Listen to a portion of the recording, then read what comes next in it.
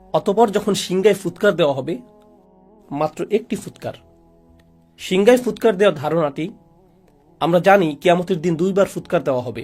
আল্লাহ দুটি হর্নের কথা উল্লেখ করেছেন, কিন্তু এখন আল্লাহ উভয় চিত্রকে এই সূরায় একত্রিত করে দিলেন। তিনি এখানে যা করেছেন, এমনকি সিংগা শব্দটি উল্লেখ করার মধ্য দিয়ে এটা কিছুটা কনসেপ্ট মাথায় নিয়ে আসে। মানুষের স্মৃতিতে যদি প্রাচীন আরবের অমুসলিম কারোর সাথে কথা বলতেন কোরআন নাজিলের সময়কালে, কোরআনের শ্রোতাদের অধিকাংশই মুসলিম ছিল না। সে সময়ের মক্কায় বেশিরভাগই মুসলিম ছিল না, আর তারা এই কথাগুলো শুনছিল। তারা যখন সিংগা শব্দটি শুনত, তারা আখিরাত নিয়ে চিন্তা করত না, তারা গায়েব নিয়ে আমাদের মুসলিমদের মতো ভাবত না। তাদের ভাবনাটা ছিল, তারা যখন যুদ্ধ করতে যেত, একজন বিউগল বা সিংগা মুখে তুলে ফুৎকার দিত, সাথে সাথে ঘুমন্ত সৈন্যরা জেগে উঠত আর যুদ্ধের জন্য লাইন ধরে প্রস্তুত হয়ে যেত, কারণ যুদ্ধ শুরু হতে যাচ্ছে। সতর্ক সংকেত প্রদানের সময় এটা। বর্তমানেও মিলিটারি ব্যারাকে, মিলিটারি ক্যাম্পে ইত্যাদিতে অ্যালার্ম সিস্টেম, সাইরেন বা হর্ন বেজে উঠলে প্রতিটি সৈন্য জানে তাকে এক্ষুনি প্রস্তুত হতে হবে, ইউনিফর্ম পরতে হবে এবং রেজিমেন্টে গিয়ে দাঁড়াতে হবে। এমনকি যদি 10,000 সৈন্য হয়, 20,000 সৈন্য হয়, প্রত্যেকে তার করণীয় সম্পর্কে জানে। তারা এলোমেলোভাবে দাঁড়িয়ে থাকে না, সবাই নিজ নিজ রেজিমেন্টে সুশৃঙ্খলভাবে দণ্ডায়মান। হর্নের আওয়াজ সম্পর্কে বলতে গেলে আল্লাহ আয্যা জাল্লা কোরআনের অন্যত্র বলেন, ওমা ইয়ালামু জুনুদা রাব্বিকা ইল্লা হুয়া, তোমার রবের বাহিনী সম্পর্কে তিনি ছাড়া কেউ জানেন না। এই হর্ন বেজে উঠলে আল্লাহর সমস্ত সৃষ্টি এমনভাবে আচরণ করবে যেন তারা রিজার্ভ সৈন্য। এই সিগন্যালের অপেক্ষায় ছিল নিজ নিজ পজিশনে প্রস্তুত হতে। সকল সৃষ্টি প্রস্তুত। আল্লাহর সকল ফেরেশতা, আকাশমণ্ডলী, মেঘমালা, পৃথিবী সবাই একই পজিশনে মুভ করবে এই মহাঘটনা সংঘটনের জন্য, এই উপস্থাপনার জন্য। তো ঠিক এরপরেই আল্লাহ বর্ণনা করেন, ফাইদা নুফিখা ফিস-সূরি নাফখাতুন ওয়াহিদা ওয়া হুমিলাতিল আরদু ওয়াল জিবাল, জমিন এবং পর্বতমালাকে উপড়ে ফেলা হচ্ছে, বহন করা হচ্ছে। জমিন এবং পর্বতমালাকে বহন করার ধারণাটা অদ্ভুত, কারণ এখন তারা সবকিছু বহন করে। জমিন আমাকে আপনাকে বহন করে, জমিন আমাদের বাড়ি বহন করে, জমিন সবকিছু বহন করে। আর পাহাড় পর্বত বহন করে বিভিন্ন গাছপালা, পাথর এবং এর উপর স্থাপিত অন্য সবকিছু। তাদেরকে কেউ বহন করে না, তারা সবাইকে বহন করে।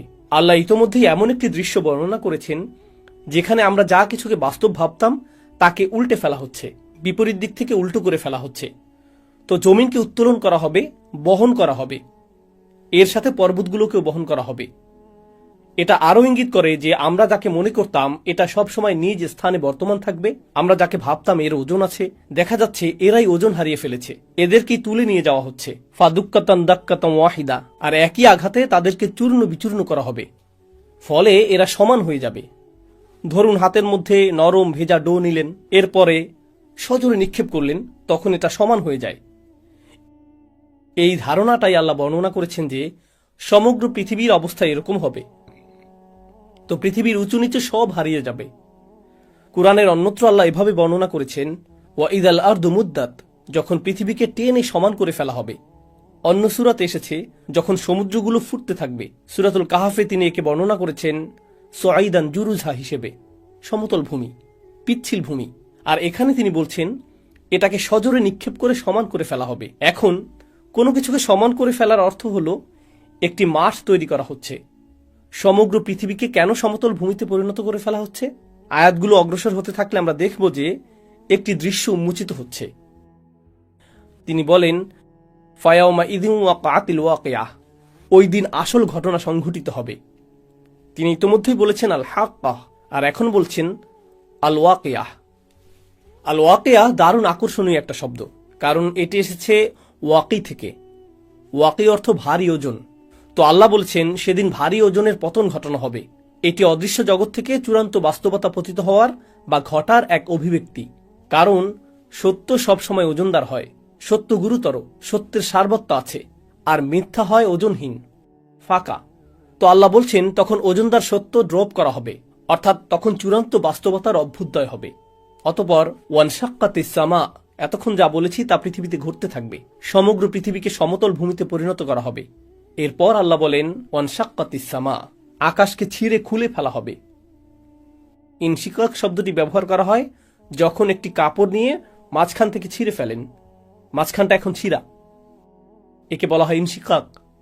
আল্লাহ এই শব্দটি ব্যবহার করেছেন আকাশের অবস্থা বর্ণনা করতে, ওয়ানশাক্কাতিস সামা ফাহিয়া ইয়াউমা ইদিন ওয়াহিয়া। এরপর সেদিন এটা খুলে যেতে শুরু করবে। ওয়াল মালাকু আলা আরজালিহা, আকাশ যখন খুলে যেতে শুরু করবে, এই ফাটলটা যখন আবির্ভূত হবে, আল্লাহ বলছেন তখন ফেরেশতারা, সম্ভবত জিবরিল আলাইহিসসালাম দিয়ে শুরু হবে, কারণ এক বচন ব্যবহার করা হয়েছে, কিন্তু এটা ইসমু জিন্স, যা সবাইকে অন্তর্ভুক্ত করে। যাই হোক, ফেরেশতারা আকাশের ওই উন্মুক্ত অংশে লাইন ধরে থাকবেন। আমি চাই আপনারা গুরুত্ব দিয়ে বুঝুন এখানে কি ঘটছে। প্রাচীন যুগে যখন সেনাবাহিনী কোনো শহর জয় করতে যেত, দেখা যেত যে প্রাচীন শহরগুলোর চারপাশে বিশালাকার দেওয়াল তুলে প্রতিরক্ষা ব্যবস্থা করা হতো। তাদের থাকতো প্রকাণ্ড গেট। তারা গেটগুলো অত্যন্ত মজবুতভাবে নির্মাণ করত, কারণ শত্রুরা তো আর দেওয়াল ভেদ করে আসতে পারবে না, তাদেরকে আসতে হবে গেট ভেঙে। যদি গেট ভেঙে ফেলা হয়, গেট যদি খুলে ফেলা হয়, তার মানে শত্রুপক্ষ শহর জয় করে ফেলেছে। শহরের পতন হয়ে গেলে আগত বাহিনী তথা আক্রমণকারী বাহিনী গেইটের পাশে লাইন ধরে দাঁড়িয়ে যায়, সেনাপতিকে স্বাগত জানানোর জন্য বা বিজয়ী রাজাকে স্বাগত জানানোর জন্য, বিজয় উদযাপনের জন্য প্রস্তুতি নেওয়া হচ্ছে, তাই না? আয়াতগুলোর ভাষাতে ঠিক এরকম একটি চিত্র তুলে ধরা হচ্ছে। শুরুতে জমিনকে সমতল করা হচ্ছে, এরপর আকাশকে ছিঁড়ে খুলে ফেলা হচ্ছে। আচ্ছা, আকাশ ছিঁড়ে খুলে ফেলা বলতে কি বোঝানো হচ্ছে? আপনাদের কেউ কেউ সায়েন্সের ছাত্র বা বাচ্চারা যারা সায়েন্স পড়ে জানে যে আকাশ তো খালি জায়গা, এটা তো ফাঁকা। ছিঁড়ে খুলে ফেলা বলতে কি বোঝাচ্ছেন? আল্লাহ এখানে যা বর্ণনা করছেন তা খুব সহজে ডাইমেনশন দিয়ে বুঝতে পারবেন। আমরা আছি দৃশ্যমান ডাইমেনশনে, যেখানে আমরা একে অপরকে দেখতে পাচ্ছি, আমরা ভাবছি এটাই বাস্তব। কিন্তু ঠিক এই মুহূর্তে আমাদের সাথে ফেরেশতারা আছেন। ঠিক এই মুহূর্তে কিরামান কাতিবিন, মর্যাদাবান ফেরেশতারা আমাদের সব কিছু লিখে রাখছেন একটি খাতায়। এটি এমনকি কালি দিয়ে লেখা হচ্ছে না, এটি কিতাবুম মারকুম, পেজগুলোতে সেলাই করা হচ্ছে। কারণ কালির ক্ষেত্রে যদি পানি পড়ে লেখাগুলো অস্পষ্ট হয়ে যেতে পারে, বা আঙুল দিয়ে ঘষা দিলেও দাগ পড়ে যেতে পারে। কিন্তু লেখা যদি সেলাই করা হয়, আমরা যাকে বলি এমব্রয়ডারি, আমাদের কাজগুলোকে পাতাগুলোতে এমব্রয়ডারি করে নথিভুক্ত করা হচ্ছে। কিতাবুম মারকুম, আরবিতে এর নাম রকম। এভাবেই রেকর্ড করা হচ্ছে। এটা ঠিক এখনই ঘটছে, কিন্তু আমরা তা দেখতে পাচ্ছি না, কারণ এটা ঘটছে একটি পর্দার ওপরে। এই পর্দার নাম হলো গাইব, গাইবের পর্দা। এজন্য গাইবের ধারণাটা কি ঘটবে বিচার দিবসে। ফাকাশাফনা আনকা গিতাআক, সূরা কাফে যেমন এসেছে। তিনি বলেছেন, আমি পর্দা সরিয়ে দিয়েছি, তোমার সামনে যে পর্দা ছিল তা আমি সরিয়ে দিয়েছি। অতএব এই মুহূর্তে চোখের সামনে একটি পর্দা আছে, যা আমাকে অদৃশ্য জগৎ দেখতে বাধা দিচ্ছে।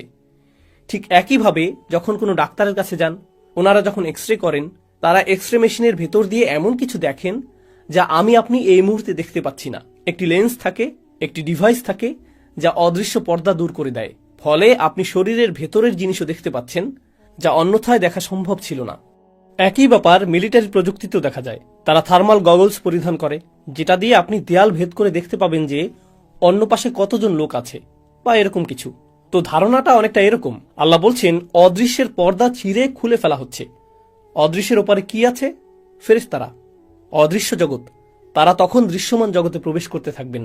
তখন প্রথমবারের মতো মানবজাতি ফেরেশতাদের দেখতে পাবে। শেষ বিচারের দিন আকাশ ছিঁড়ে যে গেটটি খুলে ফেলা হয়েছে, আল্লাহ বলছেন ফেরেশতারা ওই গেটের সকল পাশে লাইন ধরে উপস্থিত হবেন। ওয়াল মালাকু আলা আরজাইহা ওয়া ইয়াহমিলু আরশা রাব্বিকা ফাওকাহুম ইয়াওমা ইযিন সামানিয়া। এবং আরশ, আল্লাহর রাজ সিংহাসন, সেদিন বহন করা হবে ৮ জন দিয়ে। এই ৮ জন কারা, সে বিষয়টা আল্লাহ বর্ণনা করেননি, কিন্তু মুফাসসিরগণ বলেন ওনারা ৮ জন বিশেষ ফেরেশতা, যারা আল্লাহর আরশ বহন করার দায়িত্বে নিয়োজিত। আল্লাহর আরশের একটি ভার্সন সেদিন বহন করে আনা হবে, শুধু মানুষকে দেখানোর জন্য যে রাজাধিরাজ আল্লাহ মানুষের বিচার শুরু করতে যাচ্ছেন। কারণ আগের যুগে এখানে প্রতীকের ব্যাপারটা গুরুত্বপূর্ণ। আগের যুগে গার্ডরা রাজাদের বহন করত এক ধরনের ছদ্ম সিংহাসনে, কারণ আসল সিংহাসনটা অন্য কোথাও আছে। এই বহনযোগ্য সিংহাসনটা আনা হয়েছে শুধু বিচার কার্য পরিচালনার জন্য। যদিও রাজার এখন আগমন ঘটেনি, কিন্তু সিংহাসন আনা হয়েছে। তো ওয়াহমিলু আরশা রাব্বিকা ফাওকাহুম ইয়াওমা ইযিন সামানিয়া, আর্মিরা গেট খুলে ফেলেছে, সিংহাসন আনা হয়েছে ৮ জন দিয়ে। এই ৮ জন কি ফেরেশতা, নাকি আল্লাহর অন্য কোনো সৃষ্টি? আলী রাদিয়াল্লাহু তাআলা আনহু সহ অন্যরা বলতেন যে ৮ জন বলতে কি ৮ জন, নাকি ৮,০০০, নাকি ৮ লেজন বোঝানো হয়েছে। মা হিয়া হাদিহি সামান, আমরা জানি না এটা এই ৮ কারা, এটা আল্লাহ আমাদের জানাননি। তো তিনি বলেন ইয়াউমা ইদিন ইউরাদুন, এত সবকিছু কেন ঘটছে? কেন সমগ্র ভূপৃষ্ঠকে সজোরে সমান করে ফেলা হচ্ছে? কেন আকাশ ছিঁড়ে খুলে ফেলা হচ্ছে? হঠাৎ করে কেন ফেরেশতারা সব উপস্থিত হচ্ছেন? কেন সিংহাসন আনা হচ্ছে? এই সমস্ত কিছু কেন ঘটছে? ইয়াউমাইদিন তুরাদুন, সেদিন তোমাদের সকলকে, তিনি আমাকে বলছেন, আপনাকে বলছেন, সেদিন তোমাদের সকলকে হাজির করা হবে। তুরাদুন লা তাখফা মিনকুম খাফিয়া, তোমাদের কোনো গোপনীয়তাই আজ আর গোপন থাকবে না। তো আপনারা লক্ষ্য করছেন বিশাল বিশাল ব্যাপার ঘটছে। এরপর হঠাৎ করে একেবারে ক্ষুদ্র বিষয়গুলো, যা সমগ্র দুনিয়ার কাছে গোপন ছিল, যা আমি আপনি ছাড়া কেউ জানতো না, যা আমি বলেছি, যা আমি করেছি, যে নিয়ত আমার ছিল, যদিও মানুষ আমার কাজ দেখেছে কিন্তু আমার নিয়ত দেখেনি, ওইটা গুপ্ত ছিল। এমনকি সবাই এখানে নামাজ পড়ার আগে সবাই সালাতুল জুমার জন্য বসে আছেন, কিন্তু আমাদের নিয়তগুলো হয়তো অভিন্ন নয়, কারো হয়তো ভিন্ন নিয়ত আছে। আপনি তা দেখতে পান না, আপনার পক্ষে তা দেখা সম্ভব নয়, এটা গোপন। কিন্তু সেদিন কোনো গোপন জিনিসই আর গোপন থাকবে না, কিছুই লুকায়িত থাকবে না। কিছু সাহাবা এই আয়াত সম্পর্কে বলেছেন, কারণ সেদিন মানুষের পরনে কোনো কাপড় থাকবে না, কেউ কোনো পরোয়া করবে না। আল্লাহ শুধু মানুষের আমলগুলো উন্মুক্ত করবেন না, আল্লাহ তাদের নিজেদেরকে উন্মুক্ত করে দিবেন। তো লা তাখফা মিনকুম খাফিয়া, এখন ব্যাপারটা এমন যেন এই বিশাল ঘটনা, আকাশ এবং সমগ্র পৃথিবীকে নতুন করে সাজানো হয়েছে, নতুনভাবে ইঞ্জিনিয়ারিং করা হয়েছে। এই সমস্ত কিছুর উদ্দেশ্য হলো আমি এবং আপনি। এই সমস্ত কিছুর উদ্দেশ্য হলো যেন আমি আপনি আল্লাহর সামনে দণ্ডায়মান হই এবং বিচারের সম্মুখীন হই। এই সমস্ত কিছু হলো ঘটনার পূর্ব প্রস্তুতি। এখন প্রশ্ন উঠে, আল্লাহ আজ্জা জাল্লাহ হলেন আল হাকিম, তিনি সকল প্রজ্ঞার মালিক। আর আল্লাহ আজ্জা জাল্লাহ ইন্নামা আমরুহু ইদা আরাদা শাইআন আইয়াকুল লাহু কুন ফায়াকুন, আল্লাহ শুধু বলেন হও আর এটা হয়ে যায়। তো কেউ মারা যাওয়ার সাথে সাথে আল্লাহ বলতে পারতেন অমুককে জাহান্নামে ফেলো, অমুককে জান্নাতে রাখো, তিনি তৎক্ষণাৎ সিদ্ধান্ত নিতে পারতেন। তার তো এই মহা আয়োজনের দরকার নেই, তাকে তো আকাশ খুলতে হবে না, ফেরেশতাদের প্রদর্শন করতে হবে না, এরপর সিংহাসন আনতে হবে না, এরপর আমাদের সমস্ত আমলগুলো গণনা করতে হবে না, আল্লাহকে তো ভালো মন্দ গুনতে হবে না, তিনি তো সব ইতিমধ্যেই জানেন। আল্লাহর কাছে আছে সব কিছুর ক্যালকুলেশন, আছে সব কিছুর হিসাব। আল্লাহর চেয়ে কার কাছে উত্তম হিসাব আছে? তাহলে আমাদের সম্মুখে আল্লাহর এই বিশাল দৃশ্যের অবতারণা করার উদ্দেশ্য কি? ব্যাপারটা আসলে ন্যায় বিচারের ধারণার সাথে সম্পর্কযুক্ত। এই দুনিয়াতে মানুষ যে বিষয়গুলো চায় তার মধ্যে একটি হলো ন্যায় বিচার। কিভাবে ন্যায় বিচার হয়? দুটি বিষয় ঘটতে হবে যদি ন্যায় বিচার পেতে চান। প্রথম যে বিষয়টি ঘটতে হবে তা হলো বিচার প্রক্রিয়ার ন্যায্যতা থাকতে হবে, বিচার প্রক্রিয়ার নিরপেক্ষতা থাকতে হবে। দ্বিতীয় যে বিষয়টা ঘটতে হবে তা হলো আপনাকে বিচারটা প্রদর্শন করতে হবে, গোপনে বিচার করতে পারবেন না। যদি পুলিশ কাউকে গ্রেফতার করে, তাকে ধরে এবং জেলে নিক্ষেপ করে আর বলে যে তাকে দোষী সাব্যস্ত করা হয়েছে, তখন প্রশ্ন উঠে কখন তাকে দোষী সাব্যস্ত করা হলো, তার বিচার কখন হলো? ও, এটা গোপনে করা হয়েছে। বিশ্বাস করুন, বিচারটা ন্যায় বিচার হয়েছে। আচ্ছা, বিচারটা যদি গোপনে হয়, সাথে সাথে সবাই চিন্তা করবে বিচারটা যদি এতই ন্যায্য হয় তাহলে গোপনে করলেন কেন? প্রমাণাদি দেখাচ্ছেন না কেন? প্রকাশ করছেন না কেন? অতএব শুধু ন্যায় বিচার করলেই হবে না, ন্যায় বিচারটা সবাইকে দেখাতেও হবে। উভয় ব্যাপারটা ঘটতে হবে। কাউকে জাহান্নামে ফেলা হলো, তখন সে বলতে পারে, হ্যাঁ আল্লাহ আমাকে এখানে ফেলেছেন, কিন্তু আমি খুবই ভালো মানুষ ছিলাম, আমি জানিও না আমি এখানে কেন, আমি তো সৎ জীবনযাপন করেছি। তারা এমনটা বলতে পারে। যদিও তারা ভালো মানুষ না হয়ে থাকে, তবু তারা এই অজুহাতটা দেখাতে পারে, কারণ বিচারটা তো তাদের দেখানো হয়নি, তাই না? প্রকৃতপক্ষে এমনকি সেদিনও কিছু মানুষ অজুহাত দেখানোর চেষ্টা করবে। আল্লাহ কি করলেন? আল্লাহ দেখিয়ে দিলেন, লা তাখফা মিনকুম খাফিয়া, কোনো কিছুই গোপন থাকবে না। ভালো কিছু যেমন গোপন থাকবে না, তেমনি খারাপ কিছু গোপন থাকবে না। আপনি নিজে, আমি নিজে সাক্ষ্য দিব আল্লাহ ন্যায় বিচার করেছেন। এটি একটি ন্যায্য বিচার। এখানে কোনো অন্যায় করা হয়নি, কারো প্রতিই না। ফামান ইয়ামাল মিসকালা যাররাতিন খায়রান ইয়ারাহু ওয়া মান ইয়ামাল মিসকালা যাররাতিন শাররান ইয়ারাহু। অনুপরিমাণ ভালো কাজ এবং অনুপরিমাণ খারাপ কাজও আপনি নিজেই দেখতে পাবেন। এটাই মূল কারণ। এত বিশাল আয়োজন করা হবে এই জন্য যে যেন আল্লাহ প্রদর্শন করতে পারেন বিচারটা কত ন্যায়ানুগ হয়েছে। আমার আপনার চোখের সামনেই এটা ঘটবে। এটা সেই মহাবিচারের প্রস্তুতি। এখন কিছু সময়ের জন্য একটু কল্পনা করুন, আমরা বিভিন্ন ইভেন্টে যোগ দিই। কেউ ঈদ পার্টির আয়োজন করলো, এটা একটা ইভেন্ট। চলুন আরও বড় কোনো ইভেন্টের কথা চিন্তা করি। নতুন প্রেসিডেন্টের শপথ অনুষ্ঠান হবে বা নতুন প্রধানমন্ত্রী নির্বাচন করা হয়েছে। তখন অনুষ্ঠান করা হয়, উদ্বোধনী অনুষ্ঠানের আয়োজন করা হয়, জাতীয় উৎসবের একটি দিন, বিশাল এক ব্যাপার। যখন বিশাল কিছু হয় তার জন্য প্রস্তুতিটাও হয় অনেক বড়। আল্লাহ এত ব্যাপক প্রস্তুতি নিচ্ছেন, এত প্রকাণ্ড আয়োজন। কত যে আয়াতে এই ইভেন্টের প্রস্তুতির কথা এসেছে। সিংহার আওয়াজ থেকে শুরু করে আকাশ ছিঁড়ে ফেলা, ফেরেশতাদের সারিবদ্ধ হয়ে দাঁড়িয়ে যাওয়া, সিংহাসনের আগমন, এই যে এত বিশাল আয়োজন, আমার কৃতকর্মগুলো হিসেবের জন্য, আপনার কৃতকর্মগুলো হিসেবের জন্য। আল্লাহর কাছে আমাদের কর্মগুলো এতটাই গুরুত্বপূর্ণ, অথচ আমরা মনে করি আমাদের কৃতকর্মগুলো ছোটখাটো বিষয়। মনে আছে আমি যে শুরুতে বলেছিলাম, এই জগতে ক্ষুদ্র ক্ষুদ্র বিষয়গুলো বড় কিছুর দিকে নিয়ে যায়। আর বিচার দিবসে কি হবে? সেদিন বিশাল বিশাল ব্যাপারগুলো ঘটবে আমার আপনার একেবারে ক্ষুদ্র ক্ষুদ্র আমলগুলোর হিসাব নিকাশের জন্য। তাই আমাদের মুখ থেকে নির্গত হওয়া কোনো শব্দকে আমরা ছোট করে দেখি না, আমাদের কৃত কাজগুলোকেও আমরা হালকাভাবে দেখি না। এটাই মূল কারণ। অতঃপর তিনি সুবহানাহু ওয়া তাআলা বলেন, ফাআম্মা মান উতিয়া কিতাবাহু বিয়ামিনিহি ফায়াকুলু হাউম ইকরাউ কিতাবিয়াহ। মাত্র 2 মিনিট বাকি আছে, তাই সংক্ষেপে তুলে ধরব। আপনারা নিজে নিজে পড়ুন, ইনশাআল্লাহ এর থেকে উপকৃত হবেন। তিনি বলেন, আর যার আমলনামা তার ডান হাতে দেওয়া হবে, যে কেউ যাকে তার আমলনামা ডান হাতে দেওয়া হবে, আল্লাহ আমাদের সবাইকে তাদের অন্তর্ভুক্ত করুন। তো কেউ যখন তার ডান হাতে নিজ কৃতকর্মের খাতাটি পাবে, আল্লাহ বর্ণনা করেন, হা উম মানে এদিকে আসো এবং গ্রহণ করো। হা উমের একটি অর্থ হলো এখানে আসো এবং নাও। আপনারা বিচার দিবসের বর্ণনা আগেও শুনেছেন। সেদিন কেউ কারো কোনো খবর রাখবে না।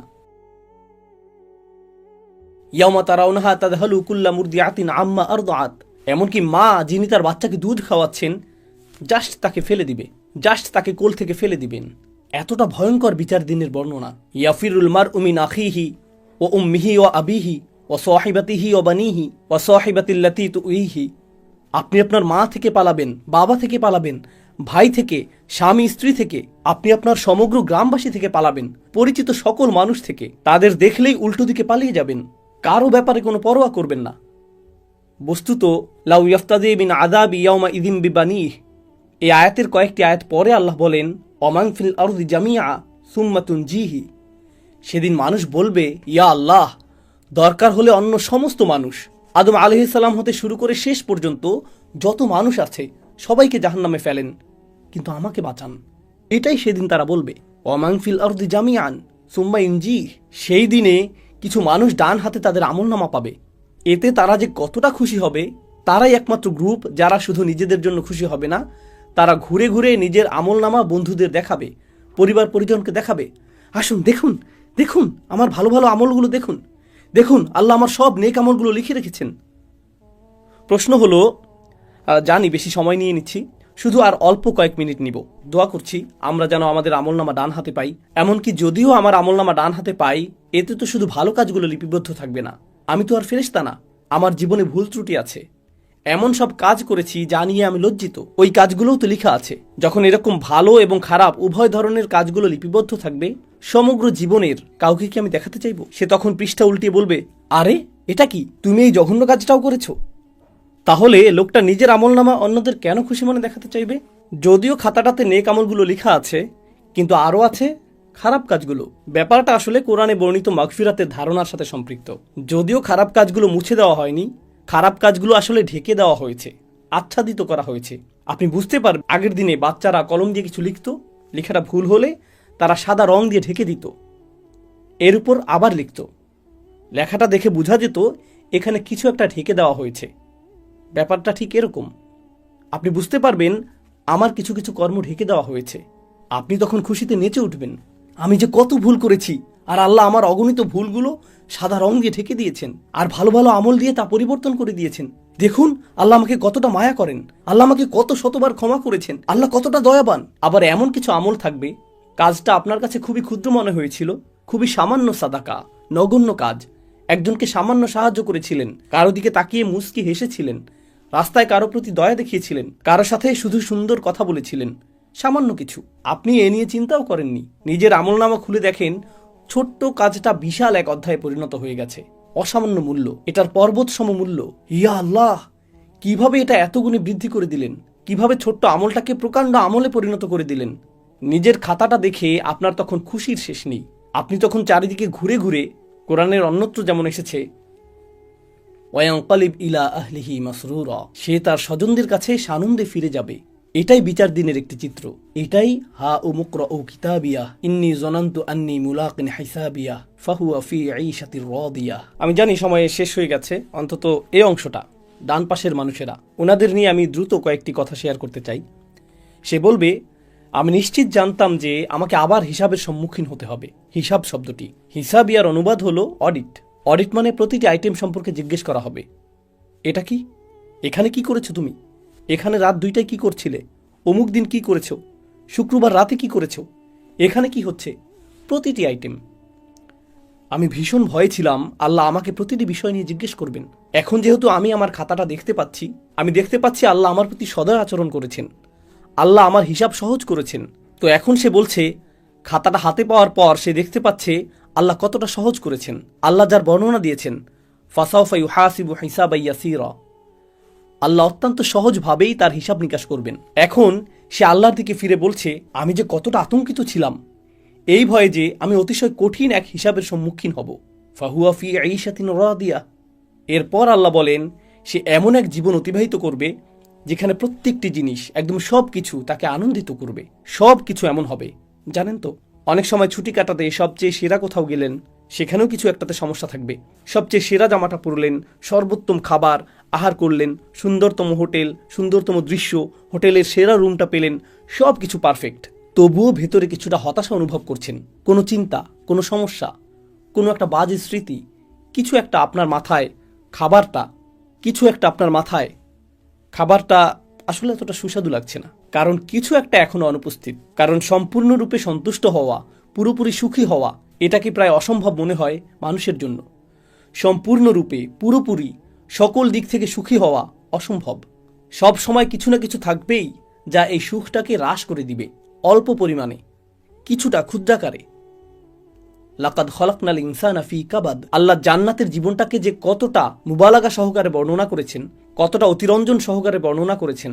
তিনি বলেননি মানুষটা সুখী হবে, বরং তিনি বলেছেন জীবনটা নিজেই তৃপ্তিকর হবে। তিনি বলেননি ফাহুয়া রাদিন ফি ঈশাতিল জান্নাহ, সে জান্নাতের জীবনে পরিতৃপ্ত হবে, বরং তিনি বলেছেন ফাহুয়া ফি ঈশাতিন রাদিয়া, যা খুবই অদ্ভুত ইস্তিআরাহ, যা ইঙ্গিত করছে জান্নাতের প্রতিটি অংশ, জান্নাতের প্রতিটি অভিজ্ঞতা আপনাকে একেবারে সম্পূর্ণরূপে পরিতৃপ্ত করে দিবে, সম্পূর্ণরূপে সুখী করে দিবে, প্রতিবার শতভাগ তৃপ্তি এনে দিবে। ধরুন কাউকে একটু উপহার দিলেন, সে অতি কষ্টে একটু হাসি দিয়ে বলবে থ্যাংক ইউ। কি, পছন্দ হয়নি? জি হয়েছে, আমি আসলে অনেক চাপে আছি।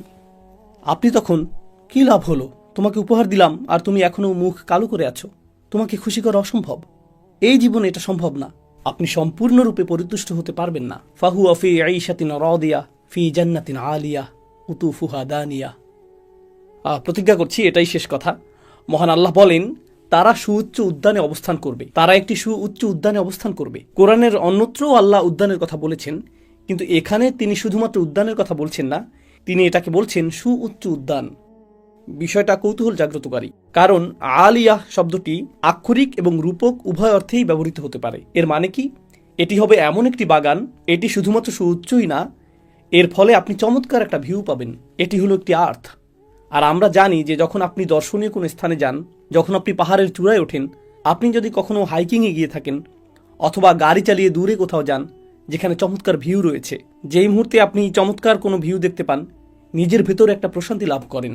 সেখানে দাঁড়িয়ে পরিবেশটা অনুভব করতেই ভালো লাগে। এমনকি আপনি যখন গাড়ি চালিয়ে দূরে ভ্রমণ করেন, কোথাও কোথাও দর্শনীয় কিছু স্থান থাকে যেখানে আপনি কিছুক্ষণের জন্য রাস্তার পাশে গাড়ি পার্ক করেন। যদিও আপনার তাড়া থাকে, কিন্তু আপনি বলেন শুধু এক মিনিট, এক মুহূর্তের জন্য দৃশ্যটা দেখে নেই, এক মুহূর্তের জন্য দৃশ্যটা দেখে নেই। সকলেই আমরা থেমে যাই। আর আপনি যখন উঁচু কোনো স্থানে অবস্থান করেন, তখন কিছুটা সাকিনাহ অনুভব করেন। আল্লাহ বলছেন জান্নাতিন আলিয়া। প্রত্যেকবার যখন আপনি বাইরে তাকান, আপনার হৃদয়ে প্রশান্তি যুক্ত হতে থাকে, স্বস্তি যুক্ত হতে থাকে। এর দ্বারা এটাও বোঝায় যে জান্নাতে যত দূর দেখা যাবে সবই হবে আপনার, আপনি এর চূড়ায় থাকবেন। আর যত দূর দেখা যাবে সব দিক থেকে এটা হবে আপনার রাজত্ব। ফাহুয়া ফি জান্নাতিন আলিয়া। তবে এর আরও অর্থ রয়েছে। এটা এমন উদ্যান যা হবে অত্যন্ত অভিজাত। আপনারা হয়তো এরকম কথা শুনেছেন, এরা উঁচু স্তরের মানুষ, এদের অবস্থান অনেক উঁচুতে, এরা উঁচু সমাজের মানুষ। আপনি যদি সমাজের উঁচু স্তরে অবস্থান না করেন, তারপরেও যদি উঁচু স্তরের কোনো বিবাহ বা অনুষ্ঠানের নিমন্ত্রণ পান, আপনি সেখানে প্রবেশ করেন আর ভাবেন, ওয়াও, এই স্থানটি কল্পনা তুল্য, জানি না এর জন্য উপযুক্ত পোশাক পরেছি কিনা। আমার তুলনায় স্থানটি অনেক বেশি জাঁকজমকপূর্ণ। আমি কোনো কিছু নষ্ট করতে চাই না। আমি কি এখানে বসতে পারবো? সোফাটি অনেক দামি মনে হচ্ছে, আর জানি না এখানে থাকতে পারবো কিনা। তো আপনি অস্বস্তি বোধ করেন, কারণ এটা অতি উঁচু স্তরের, অতি অভিজাত। উদাহরণস্বরূপ, আপনি পরিপাটি কোনো জাদুঘরে গেলেন যেখানে লেখা থাকে স্পর্শ করা নিষেধ। এমনকি স্পর্শ করা নিষেধ লেখা না থাকলেও আপনি যখন কোনো বিলাসবহুল অট্টালিকাতে প্রবেশ করেন, স্পর্শ করা নিষেধ কথাটি আপনি নিজের ভেতরেই অনুভব করেন। আমাকে সতর্ক হতে হবে। আমি কি জুতা খুলে প্রবেশ করব? আমি কি ওখানে যাব? আপনি তখন অতিরিক্ত সতর্ক থাকেন। কিন্তু আপনি যদি অতিরিক্ত সতর্ক থাকেন, আপনি অস্বাভাবিক বোধ করবেন, কারণ আপনি তাল মিলিয়ে চলতে পারছেন না। তো আল্লাহ সেখানে কি করবেন? আল্লাহ আপনাকে তৎক্ষণাৎ স্বাভাবিক বোধ করাবেন। তিনি বলেছেন, কুতুফুহা দানিয়া, ফলগুলো আপনার কাছে চলে আসবে এবং তৎক্ষণাৎ তা আপনার সামনে পরিবেশন করা হবে। সুবহানাল্লাহ। তো আপনার মনে হবে না যে আপনি অস্বস্তিকর অবস্থায় রয়েছেন। না না না, আপনাকে সেই স্থানের প্রতি সম্মান প্রদর্শন করতে হবে না, বরং সেই স্থানটি আপনাকে সম্মান প্রদর্শন করবে। কুতুফুহা দানিয়া। তিনি বলেছেন, কুলু ওয়াশরাবু হানিয়াম বিমা আসলাফতুম ফিল আইয়ামিল খালিয়াহ। এখন খাও এবং পান করো তৃপ্তি সহকারে, নিশ্চিন্তে উপভোগ করো, রিল্যাক্স। কোরআনের অন্যত্র আল্লাহ জান্নাতের এমন কাপের কথা উল্লেখ করেছেন যা থেকে পানীয় উথলে পড়ছে, অর্থাৎ পানীয় ছিটকে পড়ছে কিনা সেটাও আপনি লক্ষ্য করছেন না। এটা লক্ষণীয় কোনো বিষয় হবে না। আপনারা একে অপরের সাথে খেলা করবেন, আপনারা হাসি ঠাট্টা করবেন, খেলা করবেন, তখন সকলে মিলে খাবার উপভোগ করবেন, একে অপরের সঙ্গ উপভোগ করবেন। আল্লাহ বিচার দিবসের এই দৃশ্যপটটি উল্লেখ করেছেন। বিচার দিবসের ঠিক পরের অবস্থা, তখন মানুষ অত্যন্ত আতঙ্কিত থাকবে এই জন্য যে সে হিসাবের সম্মুখীন হবে। ফাহুয়া ফি আইশাতিন রাদিয়াহ ফি জান্নাতিন আলিয়াহ কুতুফুহা দানিয়াহ কুলু ওয়াশরাবু হানিয়াম বিমা আসলাফতুম ফিল আইয়ামিল খালিয়াহ।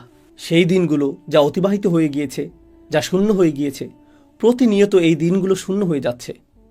আপনি একদিন পেছনে ফিরে যেতে পারবেন না, আপনি এক সপ্তাহ পেছনে ফিরে যেতে পারবেন না। গত কয়েকদিনের কথা চিন্তা করুন। আমরা হিসাবও রাখতে পারছি না, সময় এত এত দ্রুত এগিয়ে যাচ্ছে। তো এই দিনগুলো হবে এরকম, আপনি পেছনে ফিরে তাকাবেন আর জীবনকে মনে হবে এটা যেন একটা বোতল যা দ্রুত শূন্য করা হয়েছে। আল্লাহ এই ধারণাটিকেই এখানে বর্ণনা করেছেন। এর উদ্দেশ্য হলো যাতে আপনি এবং আমি উপলব্ধি করতে পারি যে এই পৃথিবীতে আমাদের হাতে যে কয়েকদিন সময় রয়েছে, আসুন এর সর্বোত্তম ব্যবহার করি, যাতে আমার আমলনামাটি এমন কৃতকর্ম দিয়ে পরিপূর্ণ করতে পারি যার ফলে আমরা তা উন্মুক্ত করে অন্য একজনকে দেখাতে পারবো যে দেখো আমি কত চমৎকার কাজ করেছি, আর আল্লাহ আমার প্রতি অসম্ভব করুণা করেছেন। আল্লাহ আজ্জাজাল্লাহ আমাদের সকলকে ডান দিকের অধিবাসীদের অন্তর্ভুক্ত করুন, যারা ডান হাতে আমলনামা গ্রহণ করবেন। আর মহান আল্লাহ আমাদেরকে মিলিত করুন তার জান্নাতে, চমৎকার সুউচ্চ সেই উদ্যানে। স্বাস্থ্য সংক্রান্ত চরম দুর্দশাও আসতে পারে, অথবা চাকরি খুঁজে পাচ্ছেন না, অর্থনৈতিক সমস্যায় আক্রান্ত, আর আপনি আল্লাহর কাছে দোয়া করে যাচ্ছেন, মনে মনে বলছেন আমি তো গত বছর ইতিকাফও করেছি, আমি দোয়া করেই গেছি, সারা রাত সিজদায় পড়েছিলাম, এরপরেও আমার সমস্যা রয়ে গেছে, এরপরেও কোনো সমাধান আসেনি। সবার আগে আমি আপনাদের সবাইকে মনে করিয়ে দিতে চাই যে নবীরা তাদের সকলেই আমাদের বহুকাল পূর্বে যারা এসেছিলেন, আল্লাহ অনবরত তাদের দুয়ার কথা কোরআনে উল্লেখ করেছেন, তাদের সমস্যাগুলোর কথাও কোরআনে বারবার উল্লেখ করেছেন। আপনাদের কি মনে হয় না ইয়াকুব আলাইহিস সালাম, যিনি 12 জন সন্তানের পিতা ছিলেন, তিনি তার সব সন্তানের জন্য দোয়া করেছেন? বিশেষ করে ইউসুফ আলাইহিস সালামের জন্য, যখন তিনি ইউসুফকে হারিয়ে ফেলেন, আপনাদের কি মনে হয় না তিনি ইউসুফ আলাইহিস সালামের নিরাপত্তার জন্য দোয়া করেছেন, তিনি যেন তার সুন্দর সন্তানকে আবার দেখতে পান? আমরা জানি তিনি এত বেশি কেঁদেছিলেন যে দৃষ্টিশক্তি হারিয়ে ফেলেছিলেন, অবিয়াদ্দাত আইনাহু, এবং দুঃখে তার চক্ষুদয় সাদা হয়ে গেল। তার এত বছরের দোয়ার কোনো উত্তর পাওয়া গেল না, কিন্তু পরিশেষে উত্তর পাওয়া গেল। আপনাদের কি মনে হয় না যখন মুসা আলাইহিস সালামের মা নিজ ছেলেকে পানিতে ভাসিয়ে দেন আর দেখতে পাচ্ছেন যে স্রোতের টানে বাক্সটি হারিয়ে যাচ্ছে, বাক্সটি যে কোনো সময় উল্টে যেতে পারে, আর কিভাবে জানেন যে বাক্সটি ওয়াটারপ্রুফ, পানি প্রবেশ করবে না? কিভাবে জানবেন যে এটি পাথরে আঘাত পেয়ে ভেঙে যাবে না?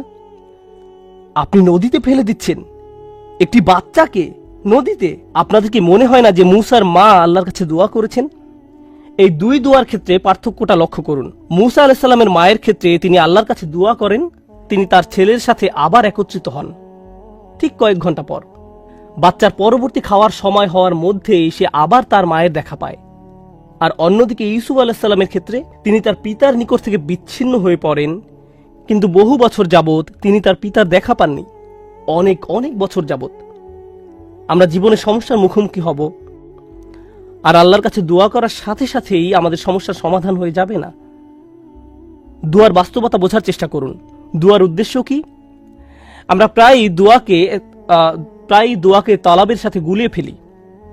আরবিতে তলাব মানে কোনো কিছু তালাশ করা, কোনো কিছু দাবি করা, আর দোয়ার আক্ষরিক অর্থ হলো ডাকা। এটাই এর অর্থ।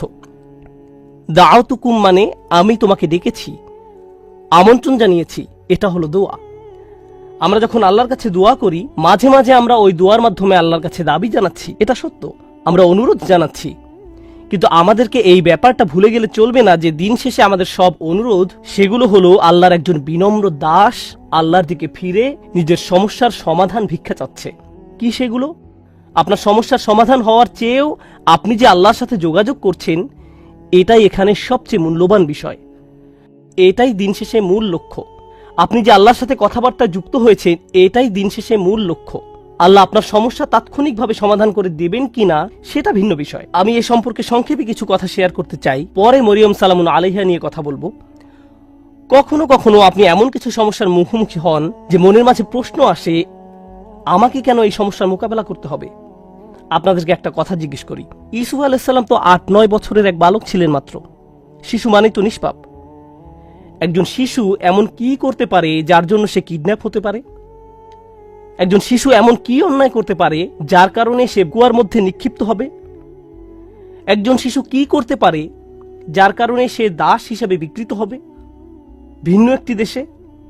আর তিনি প্রাপ্তবয়স্ক হওয়ার পর কি অন্যায় করেছেন যার কারণে তাকে কারাগারে নিক্ষিপ্ত হতে হবে মিথ্যা একটা অভিযোগে? তিনি তো নিজের অন্যায়ের কারণে জেল খাটেননি, তিনি নির্দোষ ছিলেন, আর তাকে এতগুলো বছর জেলে কাটাতে হয়। তাকে জীবনে এমন সব পরিস্থিতির ভেতর দিয়ে যেতে হয়, অন্য কারো এমন হলে বলতো, ভাই জীবন অন্যায্য, কি বা করার আছে, জীবন অন্যায্য। কিন্তু একজন বিশ্বাসীর ক্ষেত্রে কি হয়? সে শুধু বলে না যে জীবন অন্যায্য, সে বলে আল্লাহ অন্যায্য। নাউজুবিল্লাহ। আর আল্লাহ সূরা ইউসুফে বলছেন, আল্লাহু গালিবুন আলা আমরিহি, আল্লাহ তার সকল কাজের তত্ত্বাবধান করছিলেন। ইউসুফের জন্য যত সিদ্ধান্ত নেওয়া হয়েছিল আল্লাহ তার সবগুলোতে প্রভাব রেখেছিলেন। কিভাবে? কখনো কখনো আমি আপনি এমন কিছু সমস্যার মুখোমুখি হব, আল্লাহ জানেন ভালো কিছু সামনে আছে। কখনো কখনো ভালো যা কিছু আসছে তা আপনার নিজের জন্য, আবার কখনো বা অন্য কারোর জন্য, কখনো কখনো আপনি জীবিত থাকতেই এর উপকার পাবেন, আর কখনো কখনো এই উপকার আসবে আপনি আল্লাহর কাছে ফিরে যাওয়ার পর। ইউসুফ আলাইহিস সালামের ক্ষেত্রে কি হয়েছিল? একজন পিতা তার সন্তান থেকে বিচ্ছিন্ন হয়ে পড়েন। কিন্তু চিন্তা করে দেখুন, তাকে যদি কিডন্যাপ করা না হতো তাহলে তিনি কুয়ায় নিক্ষিপ্ত হতেন না। তিনি যদি কুয়ায় না পড়তেন তাহলে কোনোদিন মিশরে গিয়ে পৌঁছাতেন না। আর মিশরে কোনোদিন না গেলে তিনি জেলে নিক্ষিপ্ত হতেন না। আর যদি জেলে না যেতেন তাহলে জেলের ওই 2 লোকের সাথে তার কোনোদিন সাক্ষাৎ হতো না যাদের স্বপ্নের তিনি ব্যাখ্যা দিয়েছিলেন। ওই 2 ব্যক্তির সাথে যদি তার কোনোদিন দেখা না হতো, তাদের একজন বেঁচে যায় এবং রাজার খেদমতে নিয়োজিত হয়। আর যখন রাজা একটি স্বপ্ন দেখলেন, ওই ব্যক্তি তাহলে কোনোদিন বলতেন না যে হ্যাঁ, আমি এক লোকের কথা জানি যে আপনার স্বপ্নের ব্যাখ্যায় সাহায্য করতে পারবে। স্বপ্নটা কি ছিল? দেশে 7 বছর হবে প্রাচুর্যের, আর পরবর্তী 7 বছর দেশে কোনো ফসল ফলবে না, কোনো উৎপাদন হবে না, মানুষ দুর্ভিক্ষে মারা যাবে। যদি ইউসুফ জেলে না যেতেন আলাইহিস সালাম এবং তাকে মুক্তি দেওয়া না হতো ওই স্বপ্নের ব্যাখ্যা করার জন্য সেই সময়, তাহলে দেশ অর্থনৈতিক, ফাইন্যান্সিয়াল এবং সামাজিক এক দুর্যোগে পতিত হতো। লক্ষ লক্ষ শিশু দুর্ভিক্ষে মারা যেত। একজন শিশু কষ্ট স্বীকার করলো কয়েক বছরের জন্য। এক শিশুর কষ্ট স্বীকারের ফলে আল্লাহর পরিকল্পনা ছিল অগণিত পরিবারকে অনাহারে সন্তান হারানোর বেদনা থেকে রক্ষা করবেন। এই পরিকল্পনার কারণে ইউসুফ আলাইহিস সালাম জেল থেকে ফিরে এসে স্বপ্নের ব্যাখ্যা করলেন এবং অর্থ মন্ত্রণালয়ের দায়িত্ব নিলেন। আমার এক বন্ধুর নাম হয়তো আপনারা শুনে থাকবেন, তার নাম রবার্ট ডেভিলা। আমি ওই বোনকে তার সম্পর্কে জিজ্ঞেস করেছিলাম। সে বলল সে তার কথা শুনেছে। সে তার শরীরের কোনো অংশ নাড়াতে পারে না, শুধু মুখমণ্ডল ছাড়া। সে কি এমন অন্যায় করেছে যার কারণে এমন পরিস্থিতি? কিছুই না। কিন্তু কত মানুষ ইসলাম গ্রহণ করেছে তার এই অক্ষমতার দরুন। কত শত মানুষ এই ঘটনার কথা শুনে আল্লাহর পথে ফিরে এসেছে।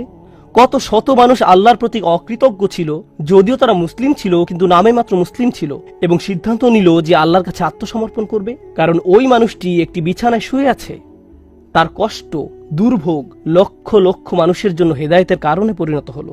বুঝতে পারছেন? কখনো কখনো আমি আপনি কষ্টকর অবস্থায় পতিত হই, যা আসলে খুবই সামান্য, এমন অসংখ্য কল্যাণ আর এমন অসংখ্য উপকারের জন্য, যা হয় এখন আমার কাছে আসবে, নতুবা আল্লাহর কাছে ফেরত যাওয়ার পর আমি এর উপকার ভোগ করব। সুতরাং আমাদের দোয়া কোনো কিছু অর্ডার করার মতো নয়। যখন ওই বোন আমাকে তার সমস্যার কথা বলছিল, সাথে সাথে আমার মরিয়ম সালামুন আলাইহার কথা মনে পড়ল। কারণ মরিয়ম সালামুন আলাইহার ক্ষেত্রে এমনকি ছোট বয়সেও তার জন্ম আশ্চর্যজনক। তার জন্মের কথা কোরআনে উল্লেখ করা হয়েছে। খুব বেশি সংখ্যক মানুষের জন্মের কথা কোরআনে উল্লেখ করা হয়নি। মা একটি ছেলে সন্তান আশা করেছিলেন, কিন্তু তার একটি মেয়ের জন্ম হলো। আর আল্লাহ বলেন, ওয়ালাইসা যাকারু কাল উনসা, যার অনেকগুলো গভীর অর্থ রয়েছে। আমি এখন শুধু একটি অর্থ হাইলাইট করছি। এই মেয়েটি অন্য কোনো ছেলের মতো নয়, এই মেয়েটি স্পেশাল। প্রসঙ্গত, দয়া করে এই কথাগুলো মনে রাখবেন। পরের বার আপনাদের কেউ যদি সন্তান সম্ভবা হয়ে থাকেন, আপনি আশা করছেন, আপনার মা আশা করছে, আপনার চাচাতো খালাতো ভাই বোনেরা আশা করছে একটি ছেলে শিশুর জন্ম হবে, কিন্তু একটি মেয়ের জন্ম হলো, তখন মনে রাখবেন আল্লাহ মরিয়ম সালামুন আলাইহার জন্মের মতো কারো জন্মের কথা এভাবে হাইলাইট করেননি। মেয়ে সন্তান পাওয়া সম্মানের, মেয়ে সন্তান পাওয়া আল্লাহর একটি উপহার। মেয়ের জন্ম হলে অসন্তুষ্ট হওয়া আসলে মুশরিকদের বৈশিষ্ট্য।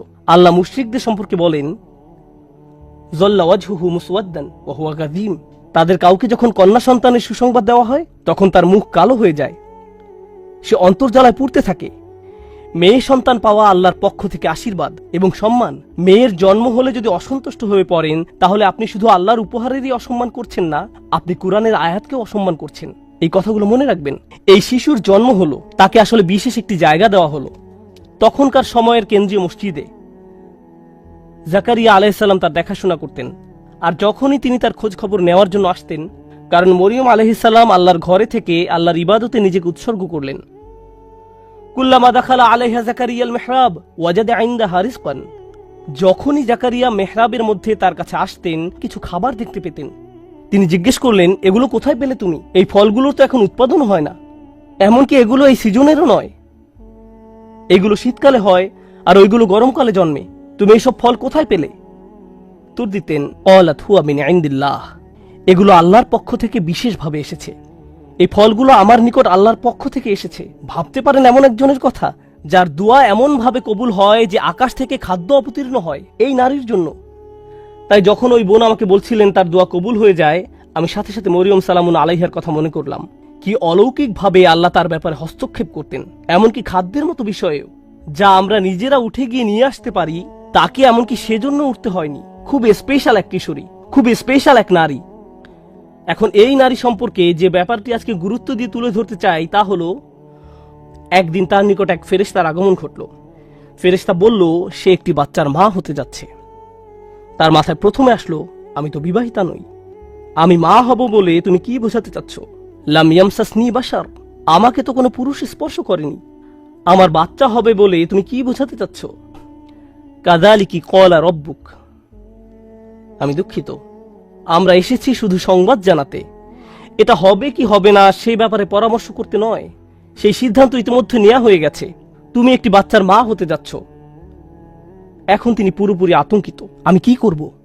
তিনি আল্লাহর কাছে ফিরে আশা করতে পারতেন এমনটি যেন না হয়, কিন্তু এটা তো ঘটবেই। আমি আপনাদের জন্য পরের কিছু ঘটনা এখন বর্ণনা করছি, যেন উপলব্ধি করতে পারেন এই নারী কেমন এক কঠিন পরীক্ষায় পড়েছিল। বাচ্চার জন্মের পর তিনি তার নিজ শহরে ফিরে আসলেন। সমাজের সবাই তাকে দেখত দুনিয়া ত্যাগী, আল্লাহওয়ালা নারী হিসেবে। এমন নারী যে আল্লাহর ইবাদতে সবসময় নিয়োজিত থাকে, এমন নারী যাকে তাদের নবী জাকারিয়া আলাইহিস সালাম সমর্থন জানিয়েছিলেন, এমন নারী যিনি জাকারিয়া আলাইহিস সালামের তত্ত্বাবধানে বড় হয়ে ওঠেন। মসজিদের আশেপাশের সবাই সেখানে দাঁড়িয়ে আছেন, আর তিনি একটি বাচ্চা কোলে করে এগিয়ে আসছেন। সবাই তখন একসাথে তাকে অপমানিত করতে শুরু করলো। কিভাবে তুমি এমন কাজ করতে পারলে? নিজের কি সর্বনাশ তুমি করে ফেলেছ? পর্দার অপর পাশে আজকের জুমার নামাজে অনেক মহিলা উপস্থিত আছেন। আপনারা জানেন কোন মুসলিম নারী এমন অবস্থার কথা কল্পনাও করতে পারেন না, যেখানে তিনি একটি বাচ্চা কোলে নিয়ে দাঁড়িয়ে আছেন আর মানুষ বলছে এই বাচ্চা বৈধ নয়। তার পক্ষে এমন ধরনের অপমানের কথা কল্পনায়ও আনা সম্ভব নয়। আর আমাদের পুরুষদেরকেও এই ধরনের অভিযোগের কথা কল্পনা করতে পারবো না। আমাদের বোনদের জন্য, আমাদের মায়ের জন্য, আমাদের মেয়ের জন্য এটা আমাদের চিন্তার বাহিরে।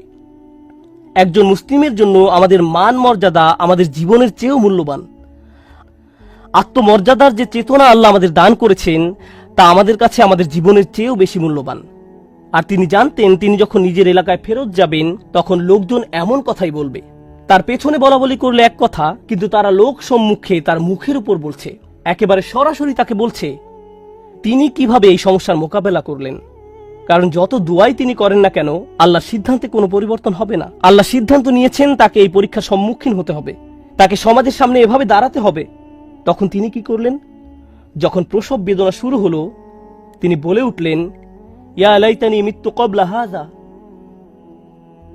তিনি বলে উঠলেন, হায় আমি যদি কোন রূপে এর পূর্বে মরে যেতাম। আশা করছি সন্তান প্রসবকালে মারা যাব, কারণ সামনে যে অপমান সইতে হবে তার থেকে মৃত্যুর মাধ্যমে সহজে অব্যাহতি পাওয়া যাবে। কুরআনের অন্য কোথাও কারো মৃত্যু কামনা করার কথা উল্লেখ নেই, শুধু এই জায়গায়। একবার চিন্তা করে দেখুন কেন তিনি মৃত্যু কামনা করছেন। আল্লাহ আজ্জা জাল্লা স্বীকার করছেন যে কখনো কখনো মানুষ এমন কঠিন মানসিক আঘাতে জর্জরিত হবে যে মৃত্যু কামনা করে বসবে। এমন পরিস্থিতিতেও মানুষ পড়বে। ঠিক এমনই এক চরম পরিস্থিতিতে তিনি পড়ে গেলেন, আর আল্লাহ এটা স্বীকার করলেন, ইয়া লাইতানি মিত্তু ক্বাবলা হাযা। আমি এটা পড়ার পর প্রচন্ড ধাক্কা খেলাম। কিভাবে তিনি এমন কথা বলতে পারলেন? জানেন তো, আমাদের রাসূলুল্লাহ সাল্লাল্লাহু আলাইহি ওয়াসাল্লাম বলেছেন, লা ইয়াতামান্না ইয়ান্না আহাদুকুমুল মাউতা। তোমাদের কেউ যেন মৃত্যুর আকাঙ্ক্ষা না করো। তোমাদের মৃত্যু কামনা করা উচিত নয়। কেউ কখনো সহজে মৃত্যু কামনা করে না, কিন্তু তিনি এখানে মৃত্যু কামনা করছেন কেন? এটা অত্যন্ত কঠিন এক পরিস্থিতি, মারাত্মক এক অবস্থা। তো তিনি যে অপমানের সম্মুখীন হতে যাচ্ছেন তা মৃত্যুর চেয়েও খারাপ। তাই তিনি বললেন, ইয়া লাইতানি মিত্তু ক্বাবলা হাযা। এই কথা কোরআনে উল্লেখ করার কারণ আছে। দুনিয়ার এই জীবনে মানুষ অপমানজনক পরিস্থিতিতে পড়বে, থেকে মুক্তির কোনো উপায় চোখে পড়বে না। অনেককে তাদের পরিবারের সম্মুখীন হতে হবে, মিথ্যা অপবাদের সম্মুখীন হবে, অতীতের কোনো ভুলের মোকাবেলা করতে হবে। কে জানে তাদের এমন ধরনের মানসিক আঘাতের মোকাবেলা করতে হবে। তখন তারা মরিয়ম সালামুন আলাইহার উদাহরণে সান্ত্বনা খুঁজে পাবেন। কিন্তু তিনি এখানেই থেমে যাননি।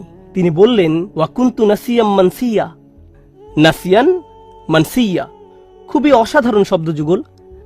তারা বলে ফাল ও ফিইল, এবং এই দুইটি ওজন। তারা নিসিও বলে, এক কিরাতে এটাকে নিসিয়ান, অন্য কিরাতে নাসিয়ান পড়া হয়, জিবহ এর মতো। আরবি ভাষায় দুই ধরনের শব্দ আছে, জিবহ ও মাজবুহ। একইভাবে নাসি এবং মানসি, এই শব্দগুলোর প্রথমটা আসলে ব্যবহৃত হয়, আমি আপনাদের জন্য লিখে এনেছি। ولا يقال للكبش ذبح إلا إذا أعد للذبح। কোন প্রাণীকে, অর্থাৎ কোন ছাগল বা ভেড়াকে আপনি ততক্ষণ পর্যন্ত জিবহ বলবেন না যতক্ষণ না এটি জবাই করার উপযুক্ত হয়। জবাই করা হয়ে গেলে এটাকে বলা হয় জাবিহ, এটাকে বলা হয় মাজবুহ। জবাইয়ের আগে না, আগে বলা হয় জিবহ। তিনি দুইটি শব্দ ব্যবহার করলেন, যদি আমি মরে যেতাম, যদি মানুষের স্মৃতি থেকে বিলুপ্ত হয়ে যেতাম, এভাবে অনুবাদ করা হয়। কিন্তু এখানে যে দুইটি শব্দ আছে সেটা ওনারা ভুলে গেছেন। একটা শব্দ নাসিয়ান, অর্থ আসলে তিনি তো মসজিদ থেকে অনেক দূরে, ঠিক না? তিনি এখন বাড়িতে অবস্থান করছেন না। কেউ যেন কোনোদিন আমাকে মিস না করে, তারা যেন এই প্রশ্নটাই না করে যে মরিয়ম কোথায় গেল। আমি যদি অদৃশ্য হয়ে যেতাম, যদি মানুষের স্মৃতি থেকে বিলুপ্ত হয়ে যেতাম এই মুহূর্তে, কারো যেন কোনোদিন আমার কথা মনেও না হয়। এটা হলো নাসিয়ের অর্থ। চিন্তাও মাথায় না আসে যে এক সময় আমার অস্তিত্ব ছিল। এমন অনেকেই আছে যারা এত কঠিন হতাশা এবং উদ্বেগের ভিতর দিয়ে যায় যে ঘর থেকেই বের হয় না, ফোন রিসিভ করে না, টেক্সট মেসেজের কোনো জবাব দেয় না। তারা এত বেশি মানসিক যন্ত্রণা অনুভব করে যে তাদের ইচ্ছা হয় যদি তারা মানুষের স্মৃতি থেকে বিলুপ্ত হয়ে যেত। কেউ যদি তাদের দরজায় করাঘাত করে, তারা ভাবে যদি তারা আমার কথা ভুলে যেত, হায় যদি আমার কারোর সাথে আর দেখা না হতো। তারা সবকিছু থেকে নিজেকে বিচ্ছিন্ন করে নিজের মাঝেই বসবাস করতে চায়। এর নাম হলো নাসিয়ান। তিনি ইতোমধ্যে আশা করছেন যেন তার মৃত্যু হয়, কেউ যেন তার খোঁজ করতেও না আসে। পরবর্তীতে অনেক বছর পার হয়ে গেলে কেউ যদি না জানে তার কি হয়েছে, মানসিয়ান, ভবিষ্যতেও তার কোনো উল্লেখ কোথাও যেন না থাকে।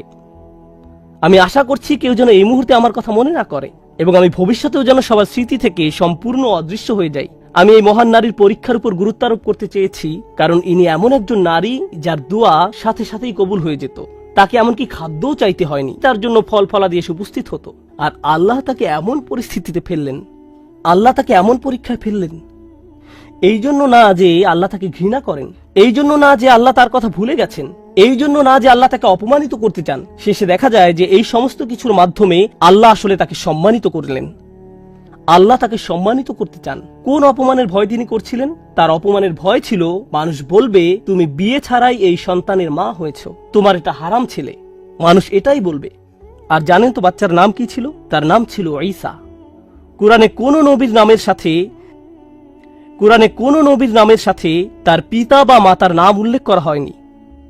শুধু ঈসা আলাইহিসসালাম, ঈসা ইবনে মারিয়াম বারবার উল্লেখ করা হয়েছে। ঈসা মরিয়মের ছেলে। কোরআনে কোথাও কি আছে মুহাম্মদ আব্দুল্লাহর ছেলে? কোথাও কি পান ইয়াকুব ইসহাকের ছেলে, ইসহাক ইব্রাহিমের ছেলে, ইউসুফ ইয়াকুবের ছেলে? পেয়েছেন কখনো? না। অনেকবার আল্লাহ এই রসুলকে যখনই সম্মানিত করেছেন, সাথে সাথে তার মাকেও সম্মানিত করেছেন।